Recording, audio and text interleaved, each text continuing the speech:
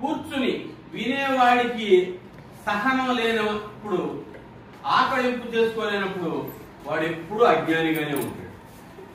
అంటే కూర్చుని మనం విని దాన్ని ఆకలింపు చేసుకోవాలి, అప్పుడు మనకు జ్ఞానం వస్తుంది. అంటే మనం దాన్ని గ్రాస్ప్ చేసాం కదా, మనకి జ్ఞానం వస్తుంది. అలా లేనప్పుడు మనకి నిలబడి చెప్పేవాడు ఎదగలేడు, కూర్చుని వినేవాడు ఎదగలేడు. అందువల్ల వినడం, మనం చదవడం బాగా ముఖ్యం అనుకుంటాం. చదవడం ముఖ్యమే కాదని ఎవరో అన్నారు. దానికంటే ముందు ముఖ్యం ఏంటది? వినడం. ఎవరైనా సరే వినదగును ఎవ్వరు చెప్పినా, విన్నారా పద్యం ఎప్పుడన్నా? వినదగును ఎవ్వరు చెప్పినా వినినంతనే వేగపడక వివరింపదగును, కానీ కళ్ళ నిజము తెలిసిన మనుజుడెపో నీతి పరుడు మహిళో సుమతి. సుమతి శతకంలో పద్యం. సుమతి శతకం ఒకటి తెలుసా? ఎవరు రాశారు?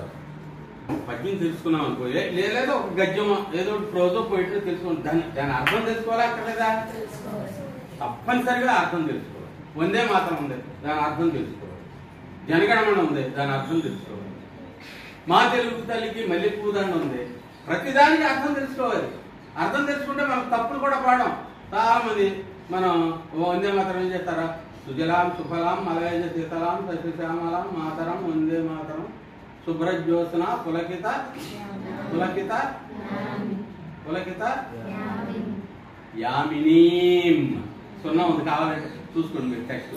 ఒక వందే మాత్రం ఎదురుగా పులకిత యామినీం. సుమధుర భాషిణీం సుహాసినీం. సున్నాలు ఉన్నాయి ఎక్కడ? అలా రాశాడు ఆయన. సుహాసిని విజయశాంతి కాదు, భాషిణీం సుఖదాం వరదం. ఫుల్ల కుసుమిత. పుల్ల కాదు, మన అందరూ పుల్ల కుసుమిత, పుల్ల కుసుమిత. ఫుల్ల ఒత్తుంది, పు అక్షరానికి ఒత్తుంది, దానికి అర్థం ఉంది. పుల్ల అంటే వికసించిన, కుసుమిత అంటే కుసుమములు. కుసుమములు అంటే ఏంటి? పువ్వులు. వికసించిన అందమైన పూలు గల నా దేశం అని అన్నమాట దాని అర్థం. అందువల్ల నేను ప్రతిదీ మనం అర్థం చేసుకోవాలి. అర్థం గుడ్డిగా చదివితే బట్టి పట్టినా కానీ అర్థం చేసుకుని బట్టి పెడితే అది ఉండదు అనమాట. అంతేగాని ఊరికే రామ ఇదే పోయి రామ ఇదే పోయి రామ ఇదే పోయి ఈ గోస్ట్ చూసుకొని ఈ గోస్ట్ చూసుకొని ఈ గోస్ట్, అది అర్థం చేసుకోవాలి. అర్థం చేసుకుంటున్నా బట్టి కొట్టు. అసలు బట్టి అనేది ఇదనుకో. అసలు ఇవాళ అందుకని మీ పేపర్ ఎలా ఉన్నాయి? బట్టి కాదు, కాంప్రహెన్షన్. చక్కగా చదివి అర్థం చేసుకోవాలి. తిరిగి ఏం చేశాడు? చిన్న చిన్న పద్యాలు ఇచ్చేసాడు. చిన్న పద్యాలు అంటే పెద్ద పద్యాలు వస్తాయా పరీక్షలో? చిన్నవి చెప్పారా మాస్టర్? పెద్ద పద్యాలు రావట. పెద్ద పద్యాలు రావు, చిన్న పద్యాలు. చిన్న పద్యాలు పెద్ద పెద్ద పద్యాలు ఏంటి మనం తెలుసుకున్నాం కదా.